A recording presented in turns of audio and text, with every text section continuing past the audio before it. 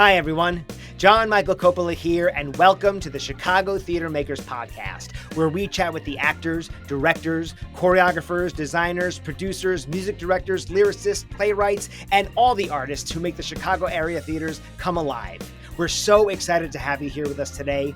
But before we get started, we just want to remind you to please like, subscribe to, and share this podcast with your friends and colleagues who you think would appreciate the conversations we're having. We'd be so grateful for your support in this way so we can continue to bring these stories for years to come. Thanks again for being here, and now, curtain up on today's episode. Today's episode launches a new series that we'll be dipping in and out of here at the podcast that we're calling our Out of the Loop series. In general, the guests on these episodes are those who may or may not necessarily have ties to Chicago, but whose work at the highest level in the world of theater making and even TV and film is renowned to fellow artists and audiences alike. And with that, I am extremely excited to introduce today's guest. Born and raised in New Jersey, he began a career as a musical director and arranger for Bette Midler before expanding into film scoring, gaining prominence with his work on such films as When Harry Met Sally, Sister Act, City Slickers, A Few Good Men, and a personal favorite of mine, South Park, Bigger, Longer, and Uncut. He's also been seen on television with Saturday Night Live and on recordings with Harry Connick Jr. and Mariah Carey. He earned widespread acclaim for co-writing the Broadway musical Hairspray alongside his longtime co-lyricist, Scott Wittman. The duo has also co-created the musicals Catch Me If You Can, Charlie and the Chocolate Factory, Some Like It Hot, and Smash. He has been nominated for multiple Academy Awards and has won a Tony, 2 Emmys, and 2 Grammys. We chat about some of those experiences, many of which are included in his new book, Never Mind the Happy, Showbiz Stories from a Sore Winner, which drops tomorrow, January 27th, 2026, and you can get your copy wherever books are sold. By now, you may have guessed that today's guest is none other than Marc Shaiman. Now let's go to the top of the show. Hi, Marc. Good morning. How are you? Good. How you doing?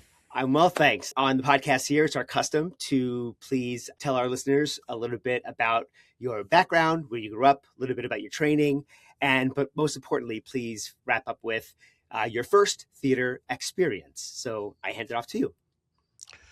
Well, as in elementary school, they didn't put on any shows, and they didn't even have any kind of music program.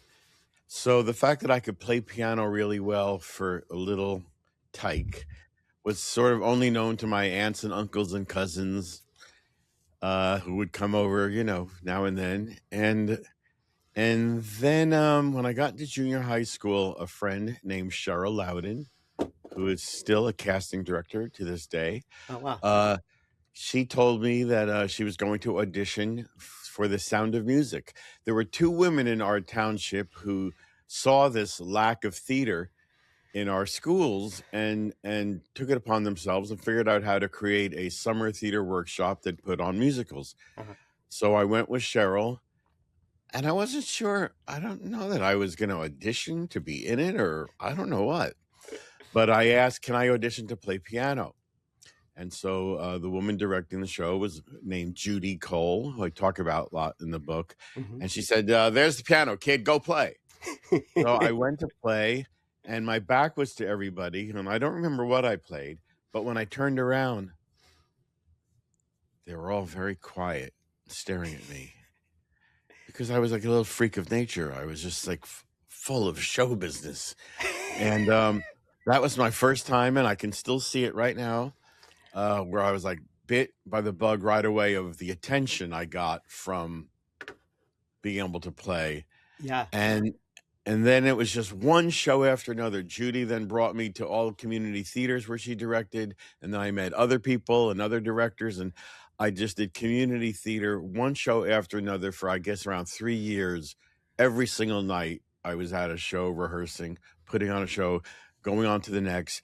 And then all those, the piano vocal scores that come when you're really putting on a show, it's so much more in depth than the sheet music that you would buy at a music store, that has a simplified version for your basic piano player to be able to play a song. But oh my God, the conductor scores, that was like I could listen to the cast album and oh, yeah, trombones and flutes and oh, look at that line and oh, so that was my schooling. I got to tell you, I grew up doing community theater as well. That was my schooling. I didn't go to formal college training. I started doing community theater at the age of 6. And I would do it even in the summer times. There was, the summer programs where they'd want kids to not be on the streets. So they would do these shows. In fact, one summer I had a Hicks, you're Oliver, music man. Yeah, well, you want to hear the Oliver story? I'll give it to you. So I have a twin brother. At 8 years old, we were both cast in the local production of Oliver. He was cast as Oliver, and I was his understudy. And we were also in day camp. And we would go and have a great time at the pool during the day. And he'd scream his brains out, and it would come to rehearsal that he would not have a voice. So after about a week or so of this happening, probably several weeks, because this incident happened during tech rehearsal. We're sitting in the audience, and my brother's croaking his way through Where Is Love, and the director sits next to me, and he says, your brother's voice always seems to be gone by the time he gets to rehearsal every night. And I just said, uh-huh. And he said, so I think I'm going to have to give you this part. And I said, okay. And he said, so when he's done singing, go up there and tell him. So I had to go on stage and tell my brother that the director was swapping us out and I was going to be playing the role. And he just stomped his foot and said, fine, and walked off stage. And I felt, of course, horrible. Well, later that summer, there was another theater that was doing Bye Bye Birdie, and they needed a Randolph. So to keep things fair, as you always need to do with twins, my parents said, well, let your brother do Randolph and you could understudy him for that. Okay. So he wound up playing Randolph that summer when I was Oliver earlier in the year. So yeah, we did those roles as kids. Mostly was in the ensemble of things otherwise. And as we got older, the summer theaters productions were where the kids were playing the adults as well as, Right. some kid roles. But the summer that sort of made me decide that maybe I should do theater. I also enjoyed playing sports. I wasn't, a big jock, but I enjoyed softball and soccer. And there was one summer where I was on a softball team for the local Boys and Girls Club, and I had just gotten cast in the summer show, and the schedules were going to conflict. And I thought, oh God, which one do I do? Which one do I do? So I go to the next softball practice, and I step up to the plate, and the ball comes at me, and I hit it right back, and it hits the poor kid who's the pitcher square in the mouth, and his tooth fell out, and his braces were dangling in his mouth. So they stopped softball practice, and I thought, well, I think the universe just intervened and told me I should go do the show for the summer. I felt terrible. So, but yeah, it was those sorts of experiences that really formed my decisions to go to the theater later years. In fact, another quick story is that I did a production of Bye Bye Birdie in high school, and Cheetah Rivera's niece was in the ensemble, and Cheetah came to see our production. I played Conrad Birdie, and this was a production where they actually brought in back some alumni from the program to play the adults, and the kids were actually the kids, but I was Conrad Birdie. And she was gracious as could be, and she gave me a little confidence boost and said, oh, you've got a lot of talent. Hopefully I hope to see you go into this business professionally someday. So I already kept that in the back of my brain too. I thought, well, Cheetah Rivera liked me, so maybe she's got a little bit of insight there. So I loved the part about community theater and reading your upbringing, doing that, because it's comforting to know that there are lots of different paths to doing this business in a professional manner without having to go to the university setting. It's always encouraging to see those who have had such the career such as yours have a parallel upbringing to mine. So thank you for including that in the book. I was curious why you decided to write the book. Has such a legacy behind you. I mean, the stories are wonderful. There's no reason to not get them out there, but what gave you the inspiration to write it? I guess people kept saying, I would write on Facebook or, a story. If a movie hit a big anniversary or the anniversary of the opening night of a show, I would write something about it. And people kept saying, oh, Mark, you should write a book. But then I would see, they say that, someone might say, oh, my kitten knocked over the tea kettle. And people would say, oh, you should write a book about these stories. So I took that with a grain of salt whenever would say it. But then enough people kept saying it, and I enjoyed kind of reminiscing and I enjoyed the writing of, not just the reminiscing, but just the figuring out how to write about it that was entertaining or moving, and then I was driving along one day, and Julia Louis-Dreyfus has a podcast called Wiser Than Me. Yeah. And she was interviewing Jane Fonda, who was talking about having written her memoir. and Jane Fonda said she felt it was time for a life review. And that kind of stuck in my head. I think I was depressed about how whatever I was working on at the time was not working out. It wasn't turning into what we all thought it was going to be. And I was just like, well, let me try to recall all the, moments that did go well Yeah. or whichever. I don't know. Just that life review just kind of stuck in my head about like, it might be healthy to just kind of write it all out and think about it all. And then also I hopefully, you know, um, be enjoyable for other people to read, both, funny and also, learn the lesson of how things go wrong despite my people you could look at my resume or what Yeah. have you and go, my God, look at oh my God, those things. But there are a lot in between those, or even on the big successes where there were heartbreaks always along the way. And then there was life itself Yeah. was full of, ups and downs. So anyway, I wrote it. The hard part was editing it down, but writing out the stories turned out to be, I had no trouble. I can't remember anything in my life now, day to day, but Yeah. I could remember all these moments I write about. I love how you express. There's the Jewish expression: you got the plots and you got the zets. Is that what you said? Is that how you say Yeah. it? The zets. Yeah. And it sort of makes people aware you can have all these great successes, but sometimes there's always a flip side that we don't see.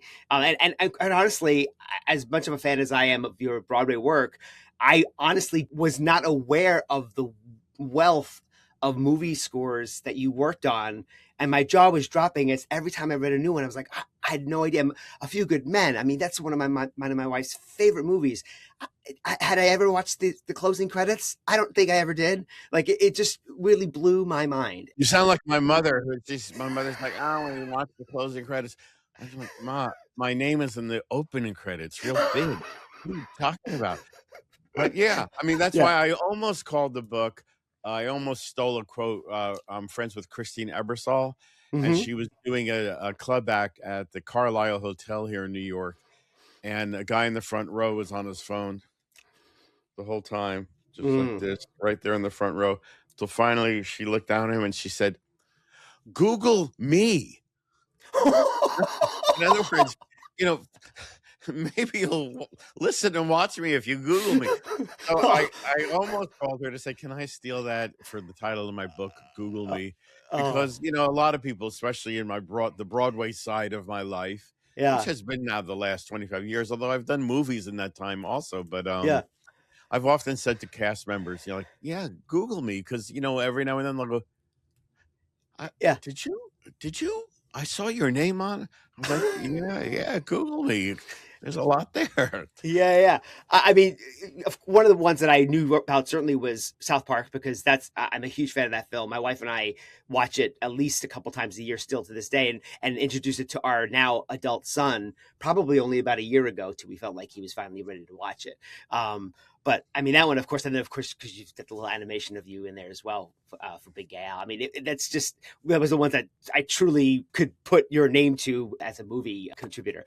I want to talk about your association with Bette Midler, of course, and I love that you title that chapter "Manifesting Midler." I mean, if there was ever an example of putting it out there into the ethers to have your dreams realized, I mean, man, that is the story for the ages. And I'm just curious if that is an idea of manifesting your destiny is something that you motivate others to do. Yeah, it is a case of quite literally seeming to manifest that reality. And the fact that there was a nice alliteration to manifesting Midler, Yeah. helped.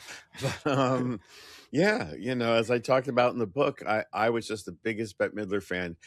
She came on the scene when I was around 13, so I was in junior high school, and my junior high school music teacher, who I was, constantly around working on all the talent shows in junior high school, and as a gift after one of these, the spring talent show, he gave me her first two albums. Now I had heard Boogie with Your Beagle Boy on the radio and was a huge fan, and harmony. I was so into harmony, and Yeah. and there was 3-part harmony on the radio, like in the Andrew Sisters style, and that made me get into more of the 40s music and swing music, and also Bette Midler's first albums. Barry Manilow was her musical director, and he was the brilliant arrangements where he took like songs from the 60s, like Leader of the Pack and Chapel of Love, and turned them into just theatrical showstoppers. So I was learning so much about arranging, listening to those records as well. And I just wanted to work with Bette Midler someday. You know, I had her posters on my wall, and I went to see her on Broadway in concert. I cut school, and I went to see her Broadway review that she put on, and I fantasized that I would run down the aisle and say, "Oh, Miss Midler, I know every note of every arrangement of every song on every album. Let me play." And then just by chance, when I was still just 16 and I had left school, I got a state diploma, the GED, the good enough diploma. And to make a long story short, I ran into some other friends from New Jersey when a friend of mine went to go see a musical in Manhattan, and we stopped into a what we thought was a restaurant right there on the corner where we ran into them, and it turns out it was Marie's Crisis Bar, which is a piano bar. It's still it is the legendary piano bar of all time. But we didn't know that. It was just right there on the corner. But there was a piano. There was no one in there, so I started to play. And to make a long story short, the bartender hired me to begin playing at Marie's Crisis. He went and got this group that was next door at the duplex that needed a funnier piano player. And I started staying with them on the weekend to go play for their act. And across the hall from them was Ulla Hedwig, living in the apartment across the hall. And Ulla was one of Bette Midler's harlettes, her backup girls. And they decided they wanted to do their own act when they weren't on the road with Bette Midler. And because I knew the harmony they wanted, and I was at that point maybe 17, and I'd work for anything, and I was across the hall. Right, Ula was the girl, one of the 3 girls who had a piano in her apartment. So my proximity to her apartment was, manna from heaven. It was just fate that I was there, and I became their musical director. Bette said, "Girls, come back on the road with me, and I'll let you open my show. You can do a half-an-hour version of your act." So I was flown to LA, and I rehearsed Bette Midler's band with the Harlettes material, and then got to sit in the back of this rehearsal studio, and Bette Midler walked in, and I just couldn't believe this was happening. I'm sitting in a Bette Midler rehearsal, and then she called out a song for the band, and there was no music on their stands with that title. And so one of the harlots went over to Bette and said, "You see him out there?" And Bette said, "Can you play No Gesturing?" And I got to walk to a stage and say, "Oh, Miss Midler, I know every note of every arrangement of every song on every record. Please let me play for you." So the dream literally came true. And I played her the song, and I played it fabulously. And she said, I could, stick around. I could use you. And my flight home to New York was canceled. And instead of putting me in a hotel, I guess she liked to have a piano player around all the time. She put me in the guest room of her house. And I was suddenly living with her like she was my sister. And that's our relationship to this day is little brother and sister. I mean, you can't write that story. No, you can't. So I could. I wrote it. You wrote it. Yeah. I know. So when people say like, "Hey, how can I do what you did?" Or what you do, I'm like, well, you have to meet some people one day at Marie's Crisis, and then they have to live across the hall from the backup singer of your idol, and Right. But what you can learn from that, which is what I tell students all the time, is just show up, say yes, and do everything, and show up, and never think that anything is, not to be snobbish, isn't beneath you, but isn't maybe worth the time or the effort. If you can say yes to something, if you're asked to do something, just do it, because my book is full of just endless examples of getting a gig because of you were somewhere doing something else, not thinking, "Oh, this is about that," but then that turned into that, and then so on and so forth, and then just an endless amount of things like that. Yeah, luck is when preparation meets opportunity. I mean, and this all throughout the book is exactly that example from you. Now, you mentioned students. I was curious if you taught, and if so, where you did You teach know, you and what know, you taught. all kind of master class kind of things. I see. The first time I think I really did that was after a performance of Hairspray when we were still out of town tryouts in Seattle. Oh And wow. I remember when they asked, what's your schooling? And I said, well, actually, I left high school when I was 16. I saw all the teachers go, Yep. but I've learned to say what is completely true. I mean, it all worked out for me great, but I'm so envious of the idea of like college and people your same age who are loving the same things that you love, and you get to hang out with them and talk with them and get taught. I had to learn everything, on the streets. But so the idea of being taught, it, that's incredible. So I would never want someone to hear what happened to me and leave, education, schooling based on what happened to me. Yeah. I could still, I keep talking about wanting to retire. It's been 50 years. So I thought the other day, I guess I could teach something. But then I thought, you know what? I'd rather learn. I'd rather go and take courses in classical music, because my classical music knowledge is the most basic piano player, piano lessons as a kid. And then, mostly my classical music knowledge is from Warner Brothers cartoons, Yeah. that's where we learn, it was Yeah. always, when it was morning and the cartoon character was waking up. So Yeah. that's what I would love to do, is go, take courses in much deeper level of music than what I'm capable of. One of the stories that I really enjoyed in the book and sort of shocked me too was that you were there at the start of the Rocky Horror audience participation craze that we've seen all over the world. Even that story, That's just bizarre. Yeah, it's it's just a bizarre bizarre asterisk anecdote. in my Yeah, life, or it's not part of my career really, but it's right. show business. And I wasn't just like at the start, I was part of the start. It was like four of us just started. One guy, Lewis, his last name is Faris, went right out of my head because I am old and can't remember anything. And yet I wrote a book. He was the first one. He was a teacher from Staten Island. And it was me and my friend Sal from New Jersey. And we got online and were hanging out with these other fun people online. We got in the movie and we like, this movie is fabulous. Let's go again tomorrow night. And we all went the next night. And by probably the second weekend, we knew well enough that he's the first one to yell out when Janet has has a newspaper over her head in the rain. He yelled out, "Buy an umbrella, you cheap bitch!" And the audience went insane. And then me and Sal, we were theater hams, and we were like, "Listen to that laugh he got. We got to get a laugh too." And so we started thinking of things we could say, and then it was 5 people, then it was 6 people, then it was just exponentially, it just grew and grew and grew. And I probably went around 80 times over the space of like a year and a half or so. For Sal Perot, he became the president of the Rocky Horror Fan Club, and he made it his life's work. And he unfortunately passed away just a few years ago. And he actually got a New York Times obituary based on what he had done in his life involved with Rocky Horror. But it all started with us just walking by the Waverly Theater one night. That is crazy. Who would have thought? Just a couple of young guys just out there trying to have a good time, and this worldwide cultural phenomenon just takes off like that.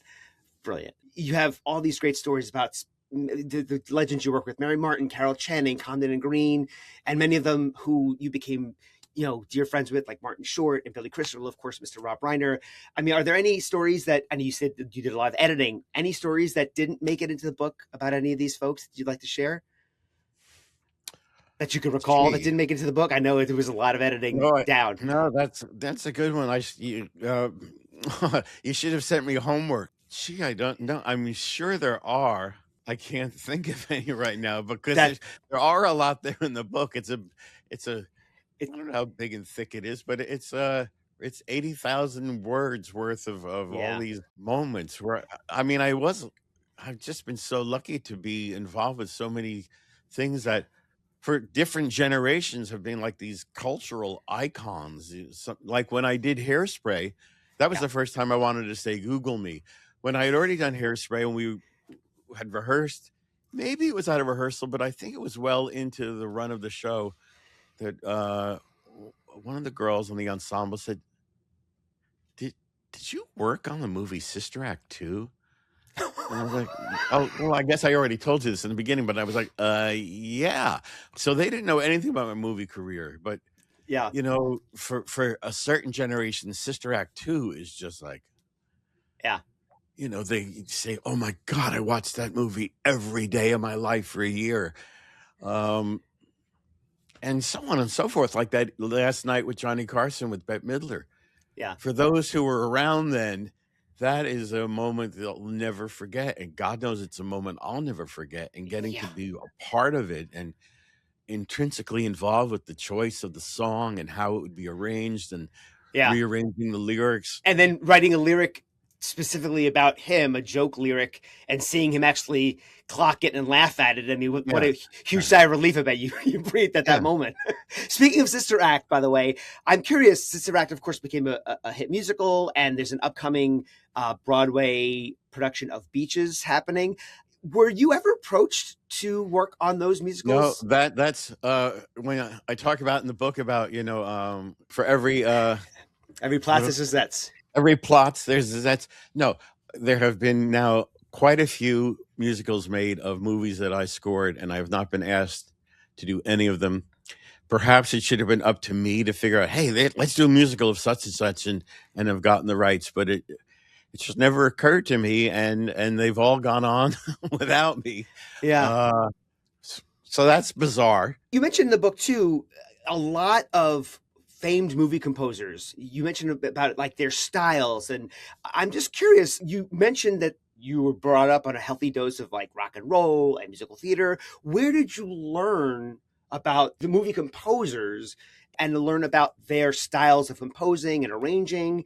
Because you don't mention really how you gained that knowledge. I'm curious where that did come from. I didn't have like what I had with musical theater by community theater, Right? getting to immerse oneself in the nuts and bolts the way you can when you're doing a community theater show. Um, Movies was just, just like anyone else. I would just go to the movies and with it and hear movie music.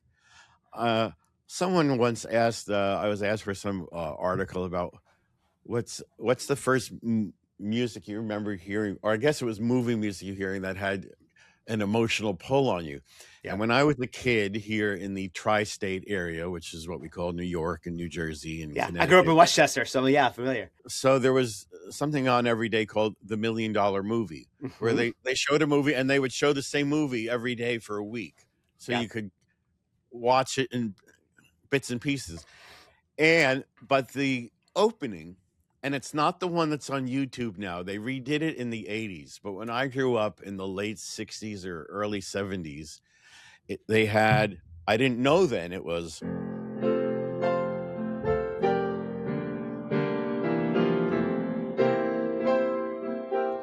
the theme to Gone with the Wind, Yeah. especially this part.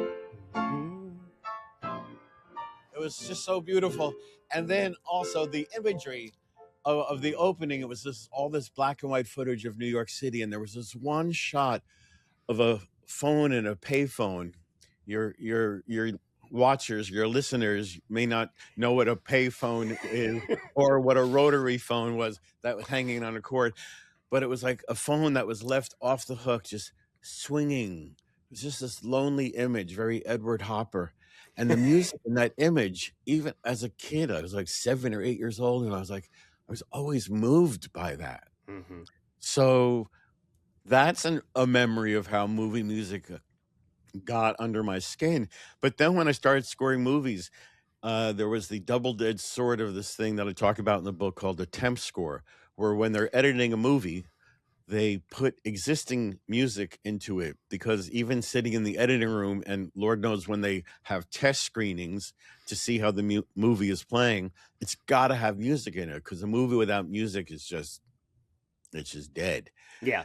So there's this thing called the temp score, which becomes the bane of existence for composers, because the editor and the director, they all fall in love what they've been hearing every day, and they get very used to hearing it exactly like what it is. So you have to kind of learn what they like from it, and then hopefully get a chance to bring yourself to it. Yeah. But for me, the good side of that was how I was listening to, oh yeah, movie music. Listen to that. Like on the movie Misery, which was my first compositional job, they temp scored it with a lot of Jerry Goldsmith, who's a legendary film composer who did a lot of psychological terror movies, and he did a lot of everything. Yeah. So I was listening to the temp score. I wasn't even capable of copying him in a way that you could say, oh, he's just copying Jerry Goldsmith. I wasn't capable of that, but I was capable enough to listen and learn, and then find whatever it is in myself that could try to get into that style of film music. And then it was like that for a lot of movies. So those temp scores were very helpful to me, while they also were like a big fence towards trying to get your own thing in there. I'd like to quickly talk about, you mentioned your dad had this hidden talent that you mentioned later on in the book, and that you now say that is where you got your gift of your creativity. Any memories of him being in praise or in being critical of any of your projects that come to mind, or was he just not expressive of his opinions regarding your pursuits? No, he wasn't expressive about that stuff. My parents were proud of me, and it's amazing that they allowed me to move to New York when I was 16. Yeah. I mean, I did get my high school diploma, but when I look at a 16-year-old now, I'm like, I did what? I just can't believe it.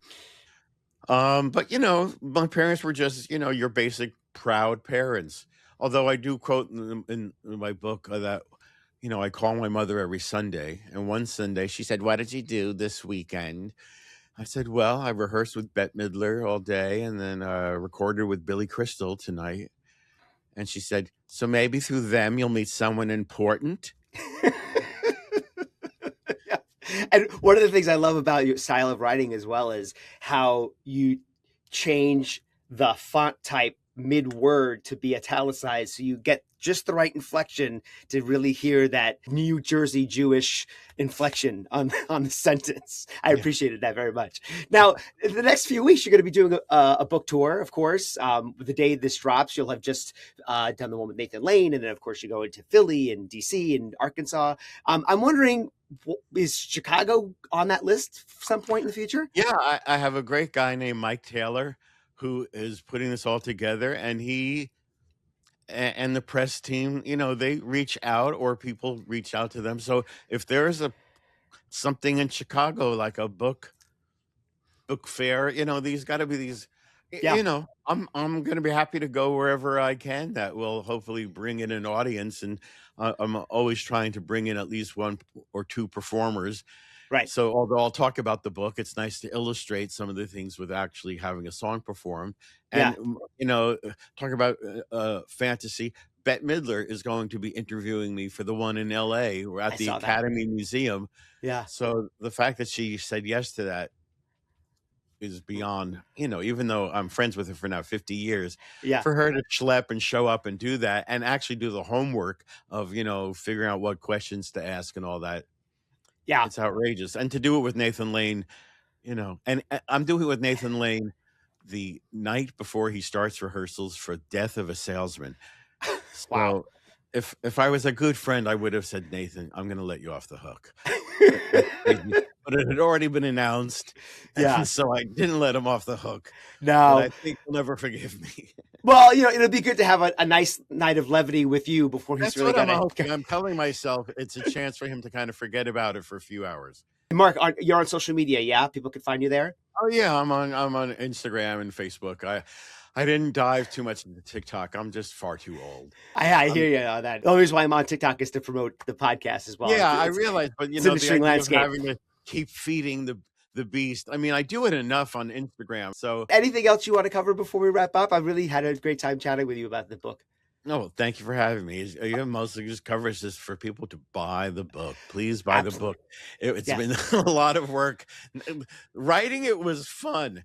The putting together a book and all the how the sausage is made and how, what you have to do to, keep finessing it and the editing and the figuring out the pagination and now just the selling of it. Oh my God, it's just a huge enterprise. It's just so much work that goes into putting a book out there. So I would love for it to actually be bought and read, not about like the money of selling it, just the idea that all this work went towards something. And I do know that if people read the book, they will be entertained, and I think they'll be moved, and I hope they'll be encouraged to see all these examples of how dreams, I know it's so cheesy, dreams can come true. My book is full of dreams coming true, and it's all true. It's all true stories.